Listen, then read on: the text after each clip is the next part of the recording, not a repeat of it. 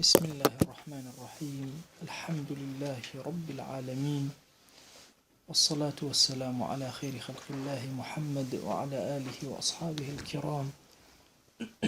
وتابعيهم بإحسان إلى يوم الدين. ربنا أرنا الحق حقا وارزقنا اتباعه وأرنا الباطل باطلا وارزقنا اجتنابه. ربنا آتنا في الدنيا حسنة وفي الآخرة حسنة وقنا عذاب النار. بەڕێزان و خۆشەویستانم، ئێمە لە خزمەت باسەکانی زمانە، ئافاتی لیسان، دەردەکان و بەڵاکانی زمان. چەند ئافەتێک لە ئافەتەکانمان باس کرد. ئافەتی یەکەم وتمان بریتیە لەوەی کە ئینسان مسلمان قسە بکات لە شتێکە کە پەیوەزنێ بەوە، الکەلام فیما لا یعنی. ئافەتی دووهەم الخەوض فی الباطل، ڕۆچوون لە خراپەکاریە و قسەکردن لە مەعاسی و گوناها. سێهەمیندانە لە ئافاتەکانی زمان غەزالی ئەفەرمێ التقعر في الكلام وذلك يكون بالتشدق وتكلف السجع. ئەوەیە کە ئینسان زۆر بکات لە خۆی لە قسەکردنە. ئەوەش بەچی ئەکرێ؟ بەوەی تەکەلوفێکی زۆر ئەکات و هەوڵ ئەدا ئەخیری قسەکانی وەکو سەجع وابێ. سەجع واتە کۆتای هەموو کەلیماتەکان با بڵێن وەکو یەک بێت، چۆن لە پەخشانێکە لە شعرێکە ئەخیر وشەکان هاوتای یەکترن، بە هەمان شێوە سەجعیش بۆ شێوازەیە. واتە کەسەکە زیادە ڕەوی بکات لە حەدی خۆیان لە قسەکردنە، زۆر قسە بکات. التقعر في الكلام بەمعنای زۆر قسەکردنی ژێت، کەسێک التوسع في الكلام، ئەوەیە کە قسەی زۆر کا و هەوڵیش باچی سەجعی لەگەڵا بێ. ئەبی ثعلەبە مەنەگەرەتەوە پێغەمبەرگیان صلی الله عليه وسلم فەرمێ إن أبغضكم إلي وأبعدكم مني يوم القيامة مساويكم أخلاقا. ئەفەرمێ ئەوەی کە زۆ زۆر ڕقم لێتی و زۆ زۆر دوورە لە من لە ڕۆژی قیامەتە ئەوەیە کە ئەخلاقەکانی خراپن. کامەی ئەخلاقە خراپەکە؟ الثرثارون المتشدقون المتفيهقون. ئەفەرمێ ئەو کەسانن کە زۆر زۆر قسە. ثەرثار لە زمانی عەرەبیە تەقەعر و ثەرثار و ئەمانە هەمووی بە کەسێک گەوترێکە لە حەدی خۆی زیاتر قسە بکە. متشدق خۆی لە ئەسڵا بەو کەسە ئەوترێت کە ئەوەنە قسە ئەکا کەف ئێرەی سپی ئەکاتەوە، یعنی ئەو شەر دەیرێ لەسەر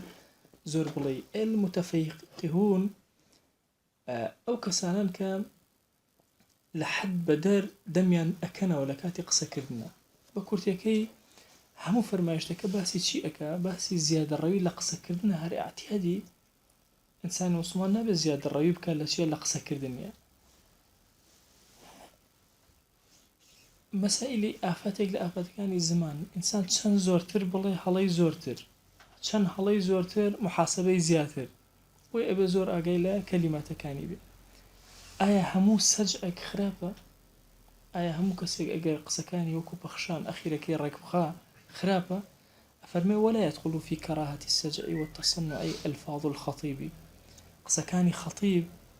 هەندێک جار کە ئەخیرەکەیان ڕێککە، جوانیان ئەکا، خوتبەیەکی جوان عەتا ئەکا، ئەفەرمێ ناچێتە ناو ئەم کەراهەتەوە لە مەسەلەی سەجع هاتووە. والتذكير من غير إفراط، باشا، ولا إغراب،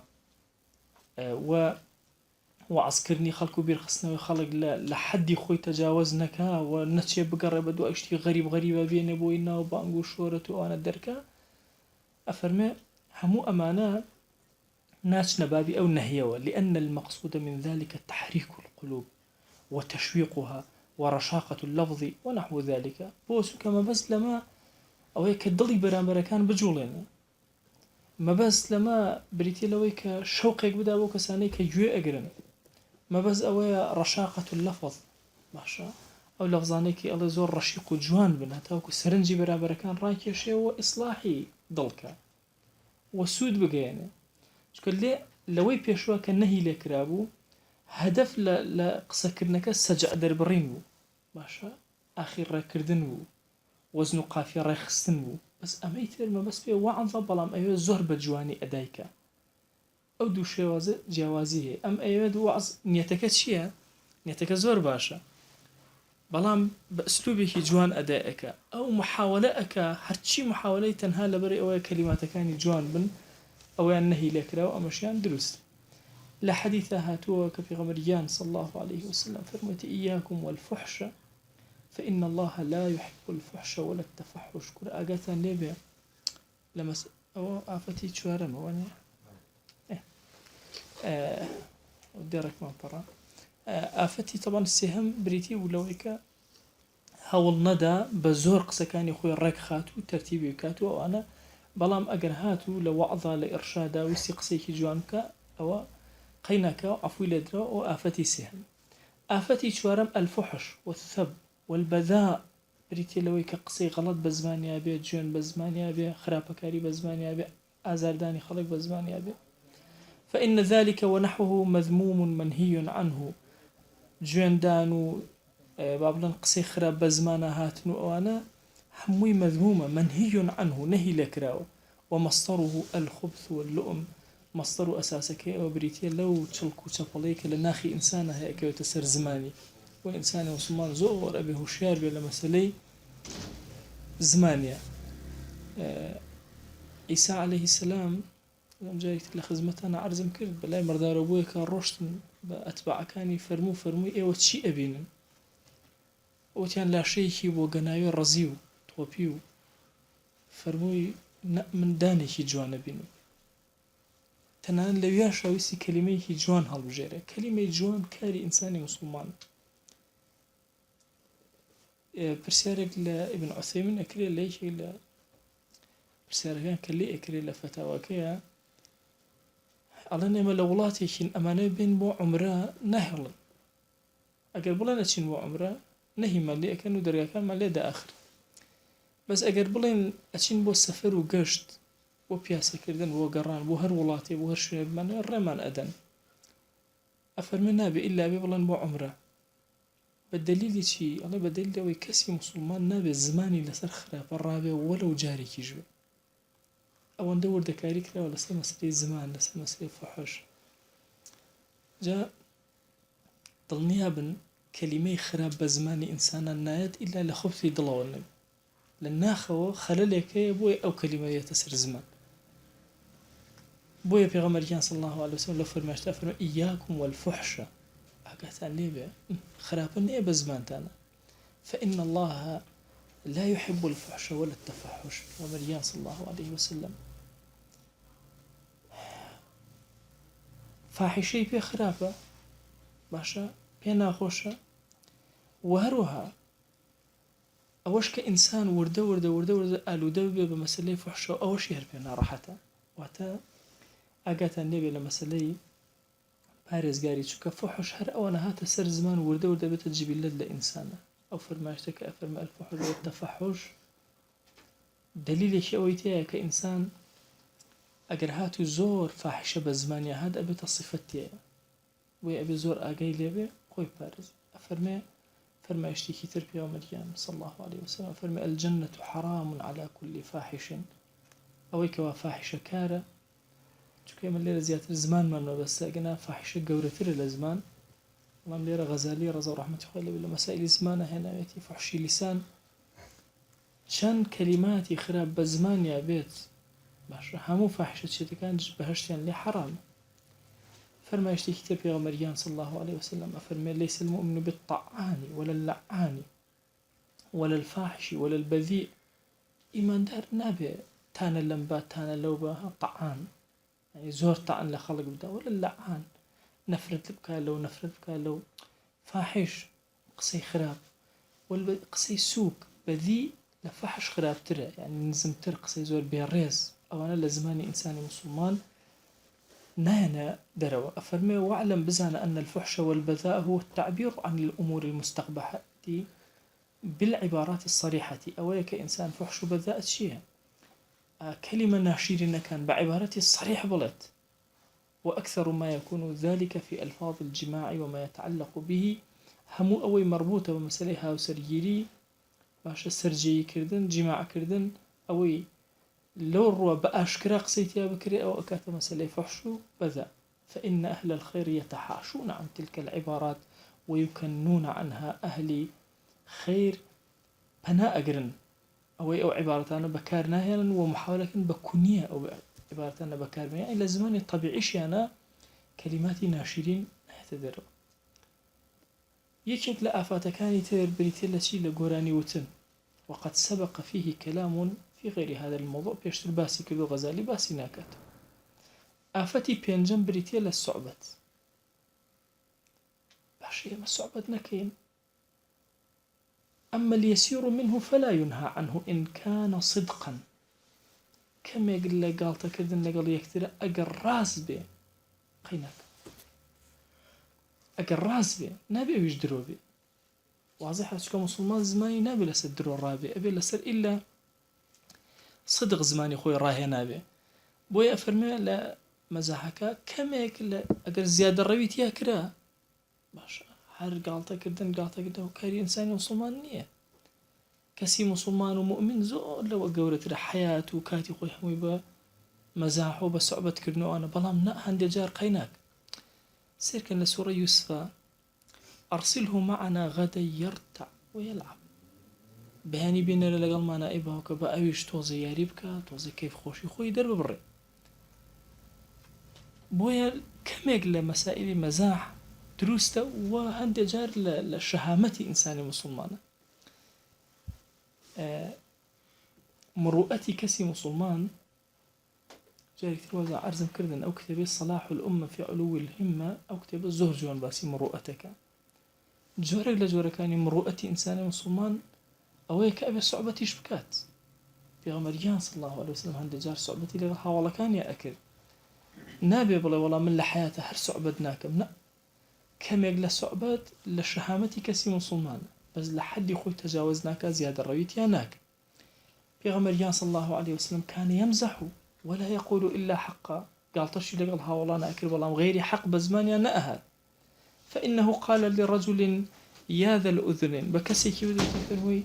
أي صاحب دو جوكا هم كصاحب دو جوكا والله هرب صعوبته في غمري خاص الله عليه وسلم كلمة وبكاره يعني وقال لآخر إنا حاملوك على ولد الناقة فرمي بكسيكي هاتبو داوي أو بكاشتيبك اللي في غمري خاص الله صلى الله عليه وسلم وتي أما أتخين السر منالي كي وشتر بچه وشتره يا جامن بچه وشترم بوچي هي ودي هر ناقش يبل خوشي لناقة ونايت هر بچني لو نايت ودو دا قورة أبي بعجوزي كي ببيري كي ودوتي إنه لا يدخل الجنة عجوز باشا بير ناتي بهشت باشا إيه شون بير ناتي چكا گنج أبيتو وشتنا بهشت إنجا فرمي إنا أنشأناهن إن شاء فجعلناهن أبكارا إما أوان من كأنما سر لنا إنشاء كردونة توا فجعلناهن أبكارا باشا كشولي كي تازة بيجيشتو شونا أبو شوازي أميان بينا وبهشت أفرتي كتري وزوجك الذي في عينيه بياض يا رسول الله صلى الله عليه وسلم هاو سركي من أو أناسي هاو سركيتو أويك سفيهاتيك لتشاوية هي أفرتك قماني بها كلبت شيبي لتشاوية هاو سركي مزاحي في غمري خاص الله عليه وسلم همو قالطي في غمريان صلى الله عليه وسلم لقلها والله أنا لسيشتا خوي بنيوته باشا يكم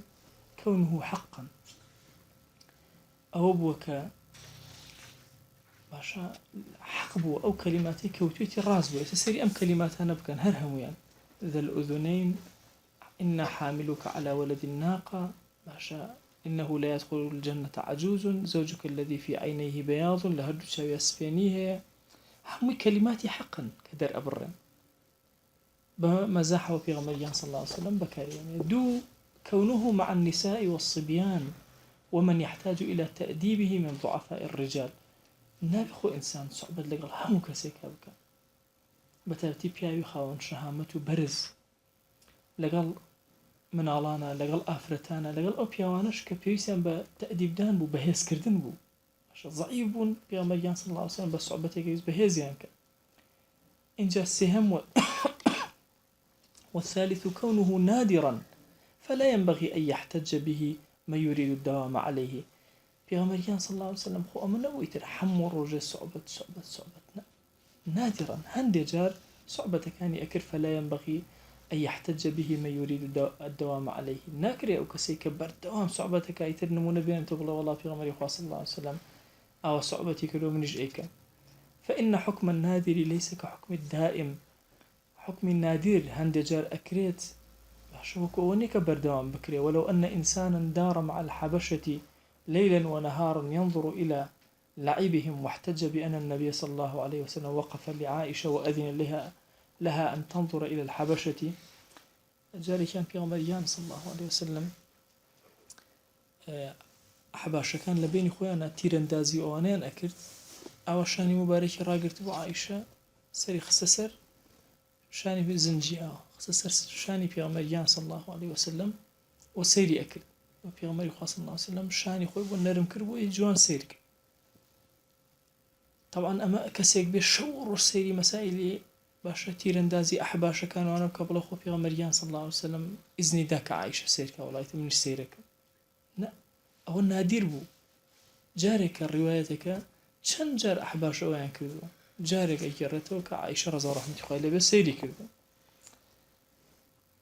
لكان غالطا لنذور ذلك أو حلاء بأوكسات أمشتا نادرة كم جاران كراوي أمزورة فالإفراط في المزاح والمداومة عليه منهي عنه أبيما أو بزانين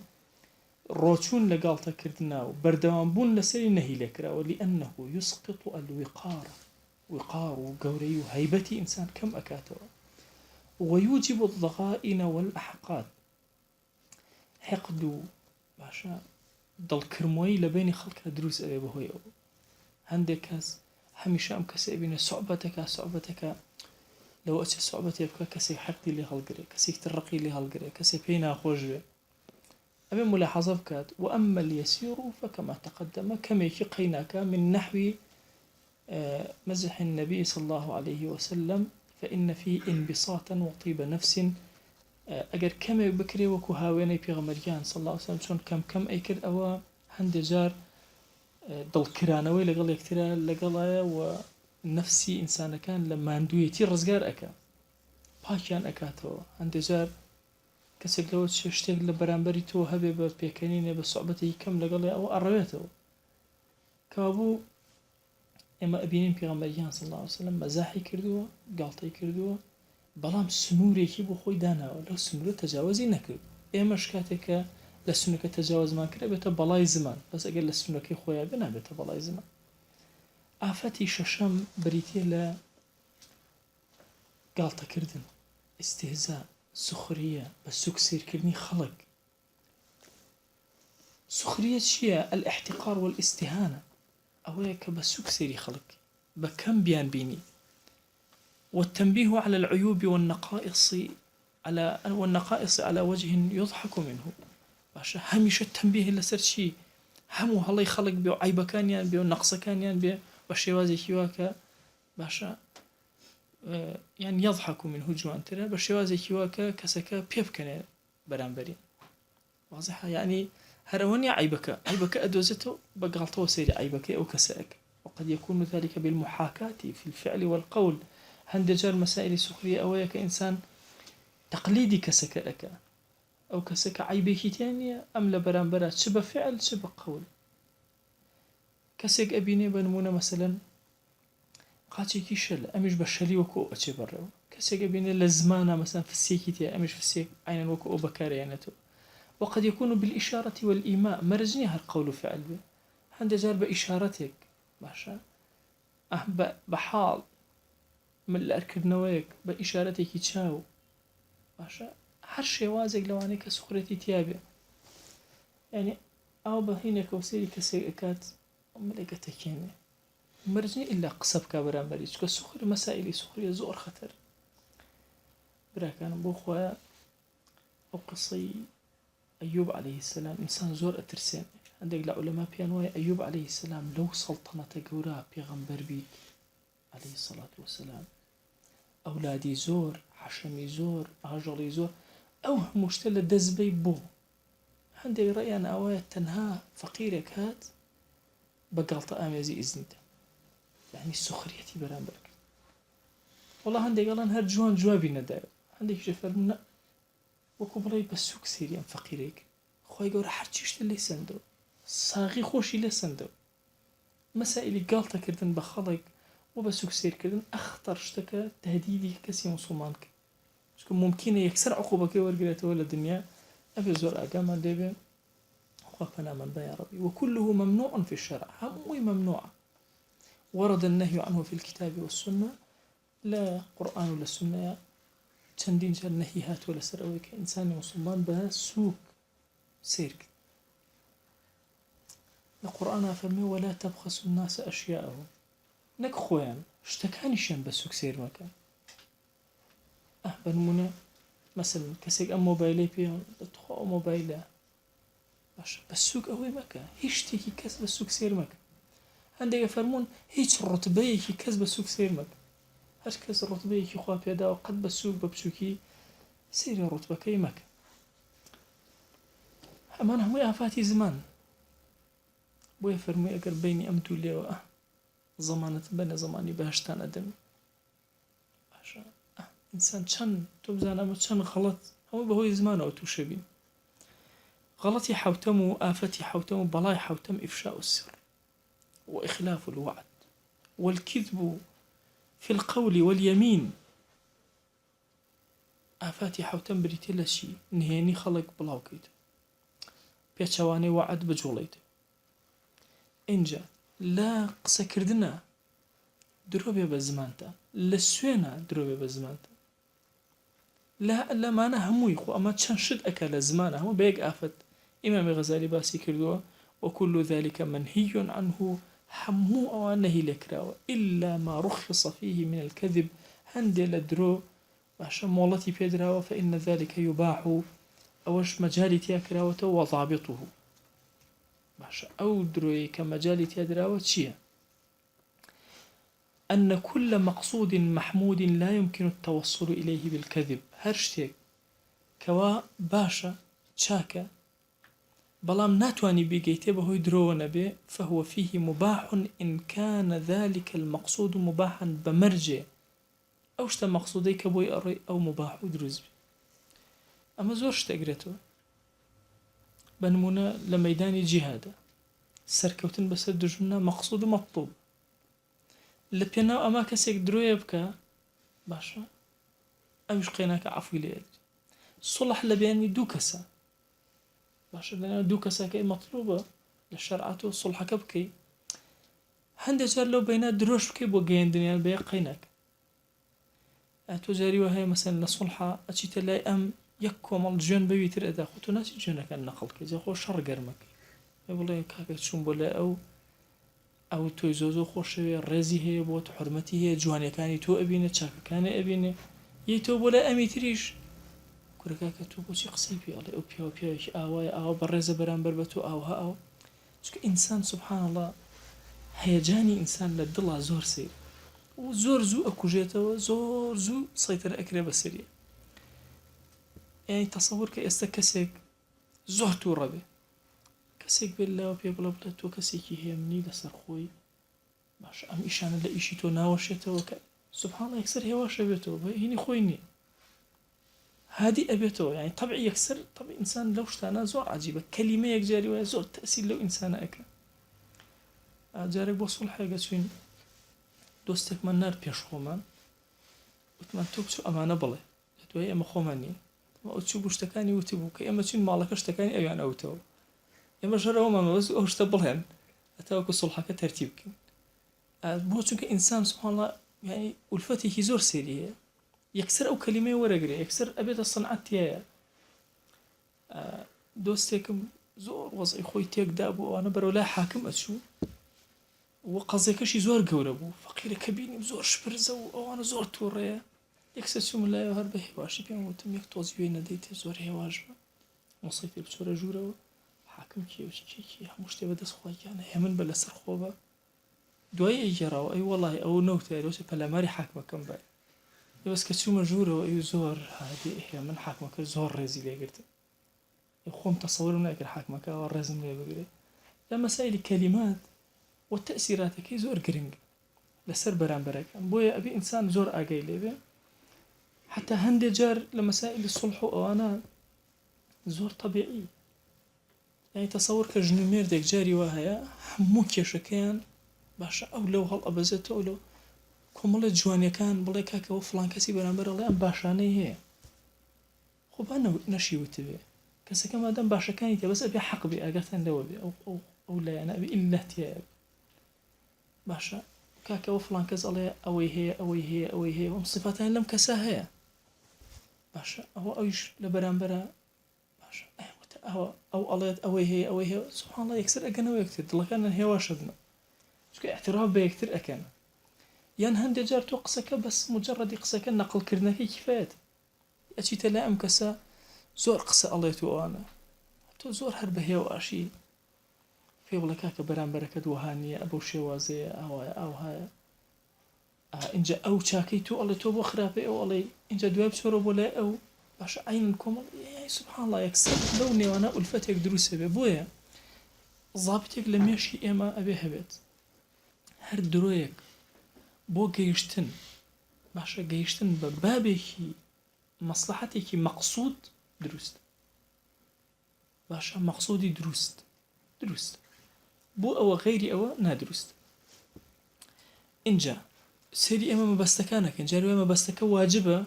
درۆکە بێتە واجب باشە هەندێک جار ناوەڵا مەقسوودەکە باشە سنەتە کە بیان گەینە یەکتر ئەبێتە سنت بە هەمان شێواز مباحە ئەبێتە مباح وينبغي أن يحترز عن الكذب مهما أمكن لقل أمانة أبي محاولك بهمو شێوازەکان زمانی خۆی لە درەوە پارێزێ هەوڵ بدە تعریز بەکار بێنێ ئێستا ئێمە گەر بچین وەلای حاکمەوەناڵێن وەڵا عەریزەیە بنووس عەریزە یعنی عەرزی حاڵەکەی خۆت بکە تعریز بریتێ لە چی قسەکەی خۆت بە سەراحەت ناکەی باشە بە تعریز بە کینایە قسەکەت کردووە قسەکە دووسەرە هەردوو معنە ئەدا باشە بەڵام بەرامبەرەکەت قەناعەت پێ کردووە أفرمي وتباح المعارض لقوله صلى الله عليه وسلم إن في المعارض لمندوحة عن الكذب هندك لمسألة تعريض كان كناية كان رزقارة أكا يعني وهاد لي أكا كتدرونك وإنما تصلح المعارض أيضا عند الحاجة إليها أجنابها هموجاني إنسانك همو قصيك دو سربين كاتي بيوستي أي لغير حاجة فمكروهة لأنها تشبه الكذب شكا نزيك لا درو أبيت الدرو فمن المعارض ما روينا عن عبد الله بن رواحة رضي الله عنه أنه أصاب جارية له فعلمت امرأته فأخذت شفرة ثم أتت فوافقته قد قام عنها قال أفعلتها؟ قال ما فعلت شيئا قال لتقرأن القرآن أو لأبعجنك بها فقال رضي الله عنه طبعا قصة مشهورة عبد الله يقول الرواحة جاريه هو سرجي لقل جاريك خويا كرت خێزانەکە پێیزانی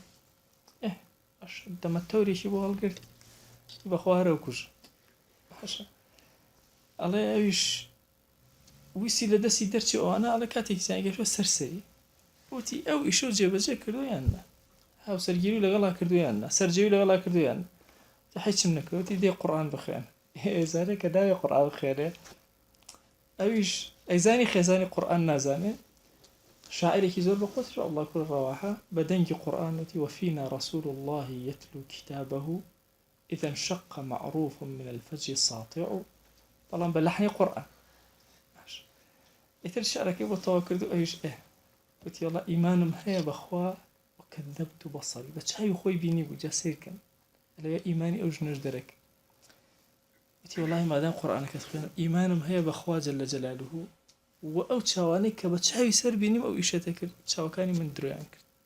وازی لە عەبدوڵڵای ناوەی عەبدوڵڵا نەجاتی بوو ڕەسا و ڕەحمەتی خوای لێ جا سیرکە ئەمە تعریضە خۆ ئەگەر بیزانێ مەسەن خێزانی ئەزانێ ئەمە قورئان نییە من نەئەوت بەس خێزانی تەکید بوو کە نازانێ ئەوە قورئان نییە خوێندی بە لەهجەی و بە لەحنی قورئان نەجاتی بۆ مهم کەوابوو مەسەلەی تعریضیش نابێ هەموو کاتێک ئینسان پێغەمبەریان صلی الله عليه وسلم لە مەسائلی پرسیاریان لێکەوتیان ئێوە لە چین لە چ قەومێکنەوە فەرمی ئێمە لە ئاوین نحن من الماء ئەمە تعریضە کابرا وا تێگەیشت لە قەومی ئاون یان لە لای دەریاوە هاتوون کە نایان ناسێ لەوە تەنبیهی نەکرد بۆ ئەوەی کە پێغەمبەری خوا صلی الله عليه وسلم باسی حەقیقەت ئەکات لە کتابی فقه باسەکە فەرمی و ئافرەتەی کە لە عیددایە نابێ بە سەراحەت کەسێک پێی بڵێ مەسەن هاوسەرگیری لەگەڵ منە ئەەکەی یان نا بەڵام دروستە بە تعریض چۆنە مەسەن ئەگەر ئاشکراکە ئەوەیە بڵێ وەڵا ئەرێ تۆ هاوسەرگیری لەگەڵ منە ئەەکەی جا ماوەسانی کۆنەیان فەرموویان تعریضەکە ئەوەیە بڵێ کورە ئافرەتی وەکو تۆ جوان پەشی نەئەکەوێ باشە یعنی مەبەستم هەیە دوای عیددەوانە تەواو وعد بە کەس نەیە خۆمیان بۆ خواز بن باشە بەس ئەمە بەخێر مباشر وتێت جا ئەڵێ فەقێیەک تووڕوو لەگەڵ فەقێکانی ترە ئەڵێ هاتبوون کەلوپەلەکەیان کۆ کردووە بردبانە دەرەوە دوورەوە دایان نابوو بەویش هاتووی ماوەسە بە کینایە دەرمەکەن ڕۆڵ لە سەریح کابەی کەلوپەلەکەی وردێ دەری دەرەوە جا ئینسان حەدی ئیمکان محاولە بکات حتى لەو کاتەش کە درۆ دروستە محاولە بکات تعریض بەکاربێنێ درۆ بەکارنەیە هەموو هەدەفەکەش ئەوەیە نابێت زمانی موسڵمان لەسەر مەسائلی درۆ ڕابێت نەخاعی أفرمي إذا طلب قال للجارية قولي باشا اطلبوه في المسجد أفرمي أجر كسك بالنخاعي بوتا مثلا بهاتا بوي نخاعي ببيني أيش بيستا كز نبيني أيوب جارية كي مال إلا مالوانية يا ليرانية باشا بلا إلا مزقود أيدوزنو بتش إلا مزقود بيدوزنو طبعا أم كلمة باشا تعريضة يخو هر أشتا مزقوت وهر أي بين لمزقوتها ما بس يويك فيري درون بي أم زمانه بلا إلا مالوني أو إلا مالو بي واضحة إلا مزقوت بقرن بدواي إن شاء الله يدوزن كاتمان ماوا أما آفتي حوتما باشا إفشاء السر إخلاف الوعد الكذب في القول واليمين سوێنیش بێ زۆر ئاگەمە لێبێ سوێن خواردن بە درۆ زۆر خەتەر ئێمە طبعا سێ جۆر سوێنمان هەیە یەمینی منعقدەمان هەیە یەمینی لەغومان هەیە یەمینی غەموسمان هەیە سیان منعقدە ئەوەیە سوور ئەزانی مەسەلەن سوێن ئەخوا کەسێک ئەڵەمە کتێبی مختصر منهاج القاصد سوێنەکەی ناکەوە دامەزرا و کێشی سوێنی لەغو ئەوەیە کە بە زمانایەت باشە مەبە قەستی یەمینی لەگەڵان نییە مەسەن کابراڵێ بەخوا نابێ بەخوا ئەبێ ها وشەی خواجان لەسەر زمانە کە کەسەکە نیەتی دڵی لەگەڵان نەبێ پێوتە یەمینی لەغو ئەمەی منعقدە کەفارەتی هەیە یەمینی لەغو هیچ کەفارەتی نییە یەمینی غەموس کامەیە سوور بزانی ئەم شتە ڕاز نییە سوێنی لەسەر خۆی خوا پەنامەن بە هەندێک لە عولەما فەرمان ئەمە کەفارەت وشتی نییە ئەمە گوناهی کەبیرەیە تەوبەی هەیە یعنی سوور ئەزانی ئەم شتە وان نییە سوێنی لەسەر ئەخۆی یەمینی غەموس زۆر خەتەرە بۆیە ئەبێ ئینسانی موسڵمان لە مەسەلەی یەمینە زۆر ئاگای لێبێ زمانی خۆی زۆر پارێزێ لە مەسائلی یەمین ئەچینە سەر ئافەتی هەشتەم بەڵای گەورەمان کە بریتێ لە چی لە ئەلغەیبە ئەم زمانەیەکێکتر لە ئافەتەکانی بریتێ لە غیبەتکردن لە کتابی عەزیزە نەهی لێکراوە صاحبەکەی بە ئاکیلی مەیتە باشە کەسێک کە گۆشتی مردوو بخوا ئاوا باس کراوە ئەفەرمێ أيود أحدكم أن يأكل لحم أخيه ميتا باشا أفرمي أي شكل إيه وحزأك قوشتي براكي بخوا ميتا وشي ميت وميت لقرآن هردوكي بكار هاتو علماء فرمون لكوا حركي هبو مروفك حركي هي لو كاتيك قرآن دابوزي لكوا سكوني هبو أبيش طوا مردو شو شيء ميت لزماني عربية بهردو شواز بكارية وشيء ميت بو أو كسب بكارية كلا كوتاي جانا ولهشتا لحياته نمردوا بو أو كسج بكارية ك طوا مردو ميت جالن أجر سكونة كي لقلابه طبعا لقرآن قلنا لزماني صرفة هردو شي دروسته وتخفيف كشين يعني معناه كان ناقور لكلماتي ترى أجر بيبين بس وشيء ميت ميت لقرآن أوها خوي يقول القرآن فرمي إنك ميت وإنهم ميتون اللي الشديه ها ميت ألو كاتب في غمري خواه صلى الله عليه وسلم برحياته أوانيش برحياته هردوكي إنك ميت وإنهم ميتون لكوا بكار هادوتي ميت طوا اترجو لي لبرا بالطواوي مردوه وانيا لحياته به خواه يقول له باسي غيبته أفرمي أيود أحدكم أن يأكل لحم أخيه ميتا يعني بالطواوي مردبه أو خطيه من مردوه بينيت الرجل رأكه ماشا حنا ولا بشي سر قبرسان تور أجر براكت مردبه بالطواوي شو أجر زندوبه أجري هي توربن ليكتري جازك شي ليه بقري ماشا ميتي خوي قرب بكار هنا ميتي بكار هنا بلام دقتي أما بدن سبحان الله أيود أحدكم أن يأكل لحم أخيه قوشتي براكي أخيه آخر براكان مهما كان شر يعني به كاتكيشي شان مرت باشا أبيترين أقريلي أبر هم ويا دوري كان يتويات كسيكم بيني جارك برايكي خوي كشتبو توي تقريبا سيروجك من بينيهم أو قسم بو أكرت فرمسك لشاي وشقنا أبو بردوام هات أخوار باشا بوي خويانا هاتو سري أم هستكن لحم أخيه براكي خوي ميتا بالطواوي مردو آخر إنسان كبالطواوي مرت جاكي بزيه كي جرأتي أواكا غاز بقري لشوينيكي قوشتكي بخوا سبحان الله سري أو تمثيلك أو تشبيهك لقرآن هاتوا جنب بهزراوي براتا قوشتكي مردووە تەواو مردووە کی حەزەکە ئەمە بخوا فەکەری و دموو هیچ طبیعەتێک نییەوەی پێ قبول کرد هەر هەمووی ڕقی لەوە ئەبێتەوە دێ ئەفەرمێ غەیبەت ئەبەو شێوازە اینجا بۆچیش بە مەیت باسیەکە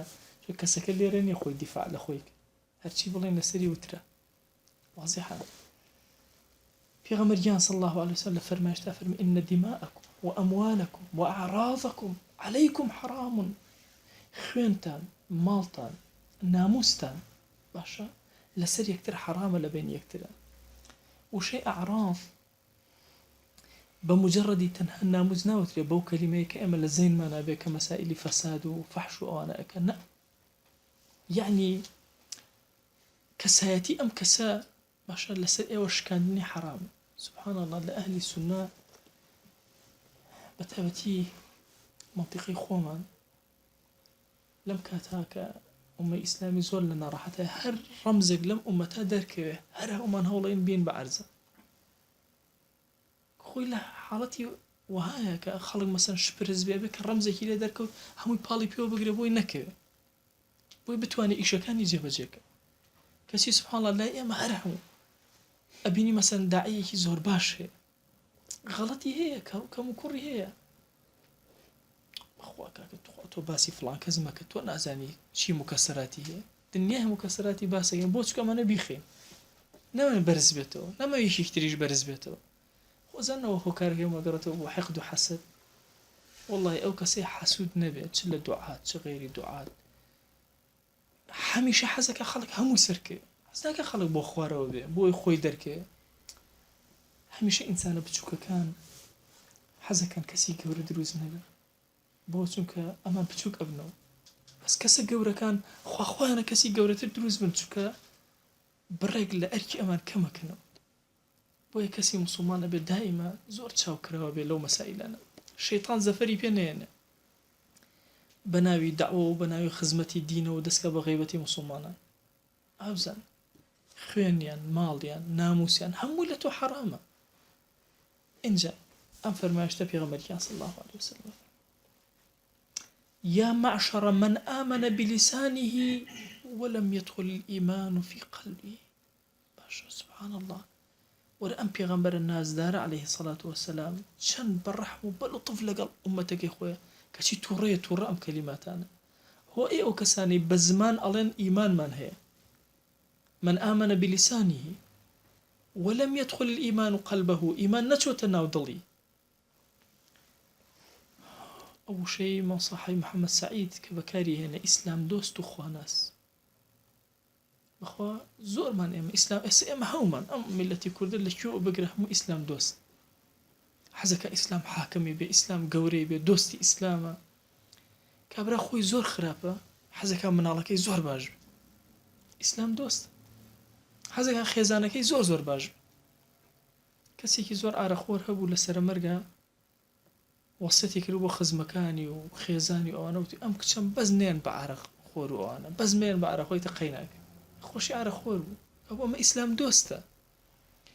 بەس ئایا چەندێک خواناسە ئیمان لە ناخی دڵێتی ولم يدخل الإيمان قلبه إيمان نەچۆتە ناو دڵی لا تغتاب المسلمين فەرمایشتە چی ئەگەن یعنی ئەوەی کە غەیبەتی کرد زمانی ئەڵێ ئیماندارم دڵی ئیماندار نییە خواناز نییە لا تتبعوا عوراتهم کورە شوێن عورەتی مسلمانان مەکەون عیبەکانیان دەرخەن جارێ ئەرزم کردن وەرە ئێستا ئەم بەیانی تاقی ئەەکەینەوە ڤیدۆیەکی 2 دقەی چۆن ئیمانت بەهێزەکەی بڵاوی ئەەکەینەوە بڵاو ناوێت ئاتیا دیێرە نووسین ئاتۆ بزانە مەلا عەبدایەم چی ئەڵێ لەسەر کاک نێچیر هەموو شار یەک پارچە ئەگرێتەوە بۆ چووکە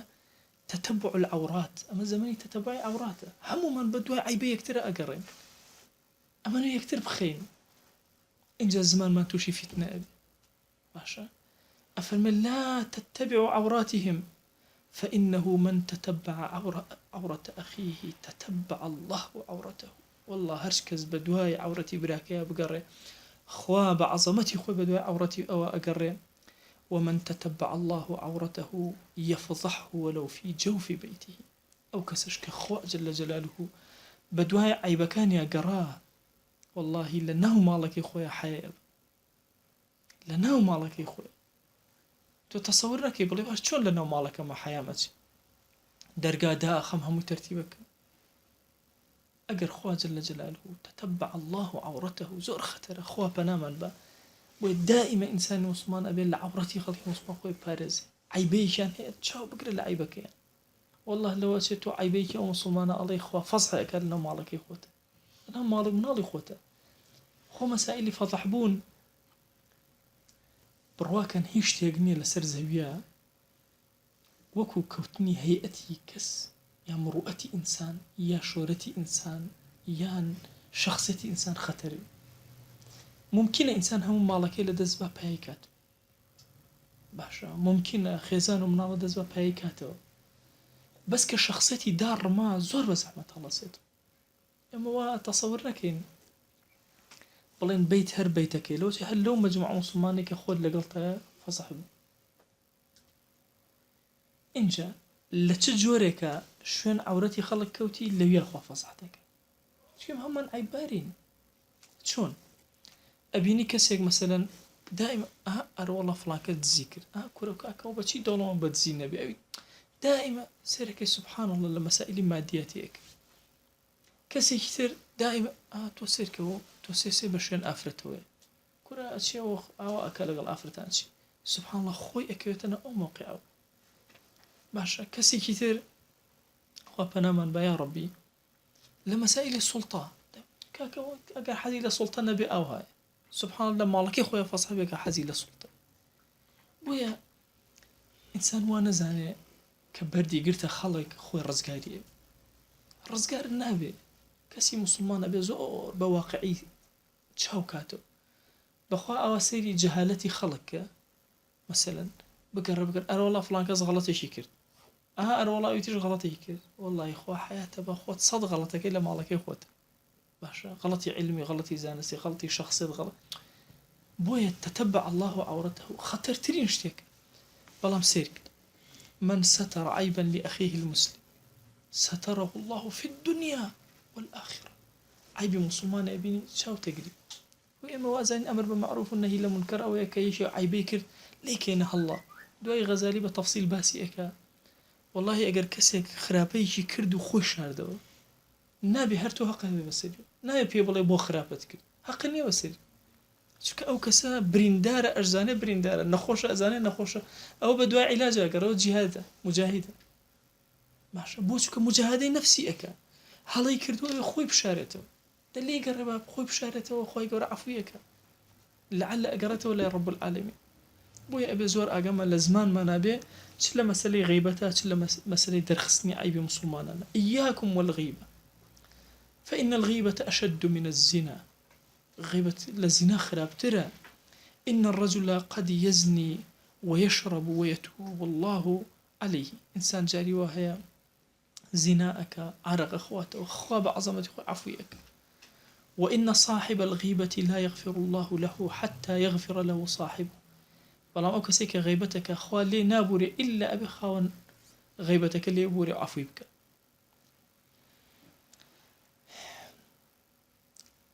یەک قسە ئیبن عوسەیمین هەیە دەرچەیەکی خراپ نییە بۆ مەسائیلی غیبەت چونکە ئێمە لە زەمانێکی زۆر خراپە ئەژین ئەفەرمێ ئەگەر کەسێک غیبەتی کەسێکی کرد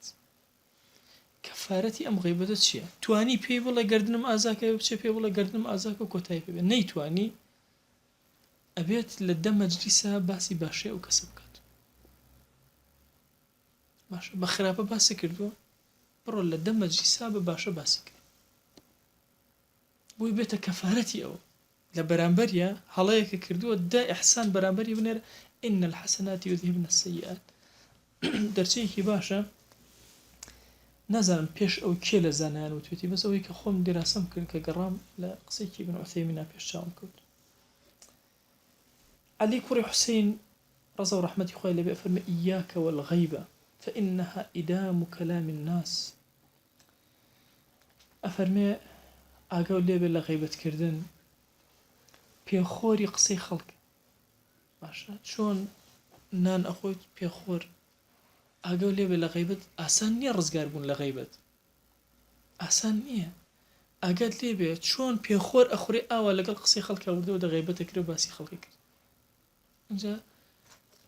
تەسەوور کە نەها ئێستا ئێمە لە چه حاڵێکن بزان مەوازین لای ئێمە چەند گۆڕاوە ئەگەر ئێستا من غیبەت کەم خەڵک بەلای ئەعتیادی باشە هەر تەنبیهی ئەوەش ناکەین کە بڵن کەسەیە گوناهی کرد بەس وەرە ئەگەر باشە هەر من باشە ئەو ئافرەتێک هاتوو لە پێشچاوی ئەوە من ئەوە سەیریەکەم وانە کۆرە دەرسی حەلدا ناخوێن تۆ سەر چۆن سەیرەکە باشە باشە ئەو گوناهی سەغیرە بوو ئەو گوناهی کەبیرە بوو ئەوە حەق الله بوو ئەوە حەق الناس بوو بڕواکەن مەوازینەکان تێک چوون ئەگەر نا ئەختەر شت لەسەر ئەم ئومەتە چییە بریتێ لە غیبەت محەممەد غەزالی قسەیەکی ئەفەرمێ باسی دەردەکانی ڕابوونی ئیسلامی ئەڵێ چوومەتە عێراق چوومەتە یەمەن چوومەتە شام چوومەتە میسر گەڕاوم لە سعودیە ئەڵێ سەیری بەس غەڵەتەکانی سەحوەی ئیسلامی کرد سەرەکەم غەڵەتەکان وەکو یەکە ئەڵێ بە نمونە غیبەت لە هەموویان ناهەیە غیبەتکردنی خەڵکی موسڵمان کە بەمەرجێ بێ زمانمان پارێزرا بێ لێیە حەدیث و ئاثار زۆرن لەما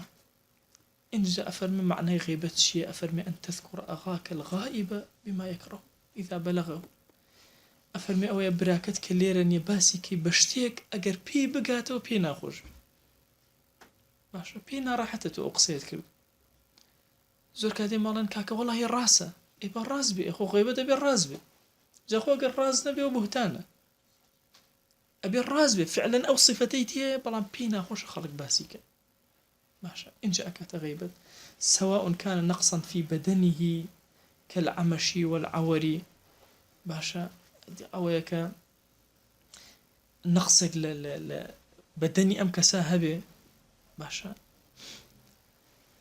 تقريبا عمش أوزن لكردية بيلن موشوانية أنا تشاوي أجر كسيك أو بيت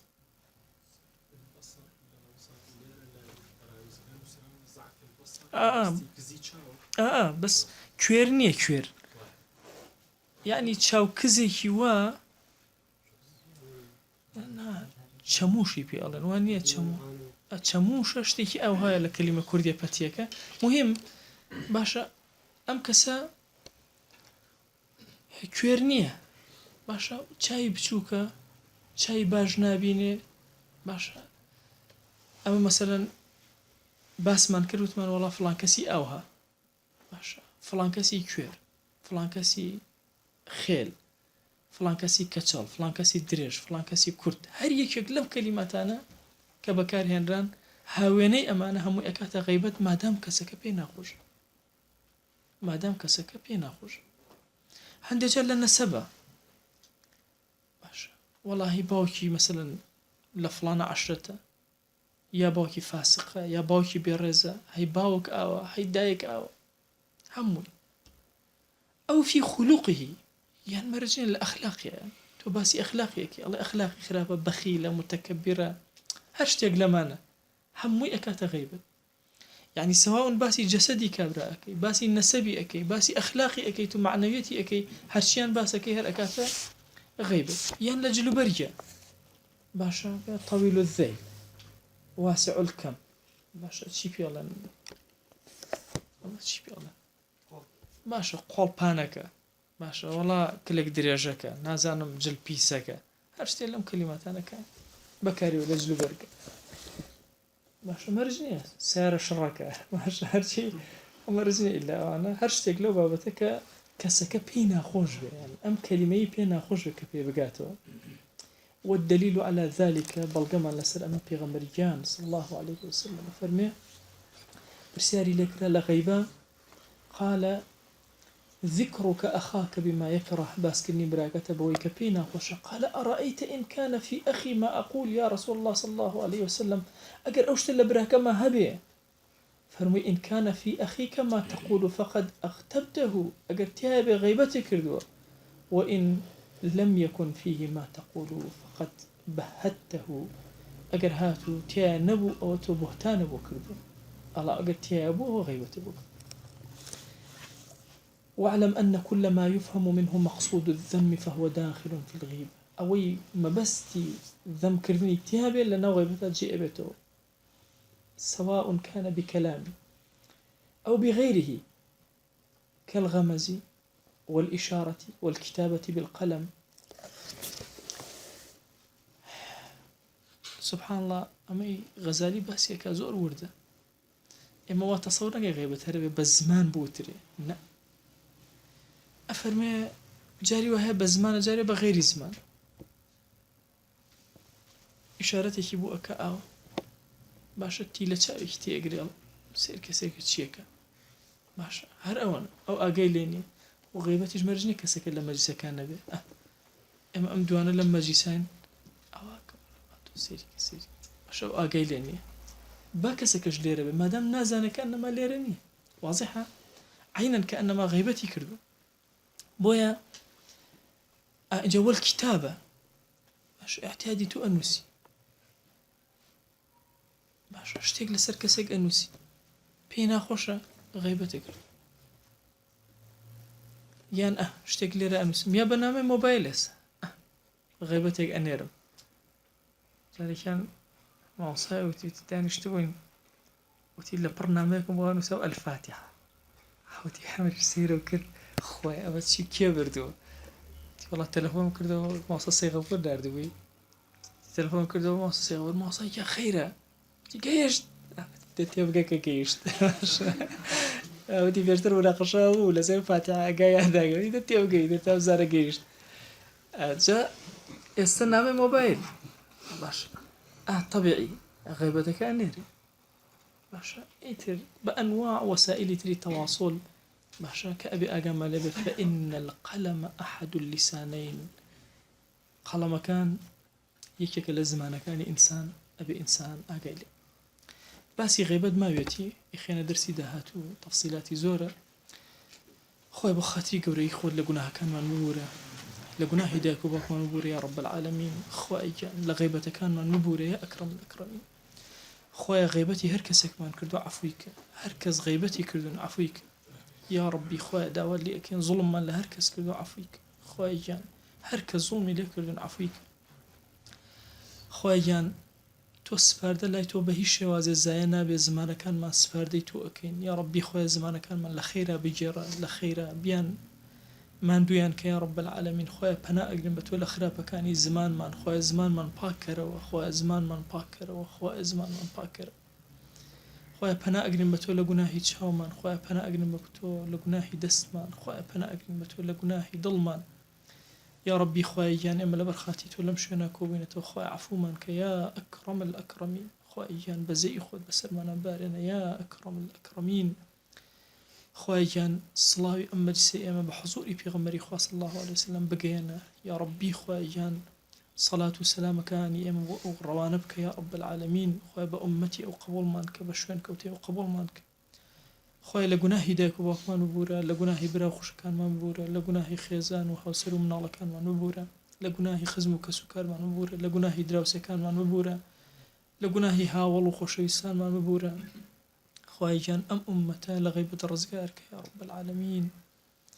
یا ربی خوای گیان داوا لێ ئەکەین بە ناوی جوانە بە صیفەتی بەرزە بە ئیسمی عەظەمەت لە دینەکەی خۆت زیاتر حاڵیمان کە خوای لە دینەکەی خۆت زیاتر حاڵیمان کە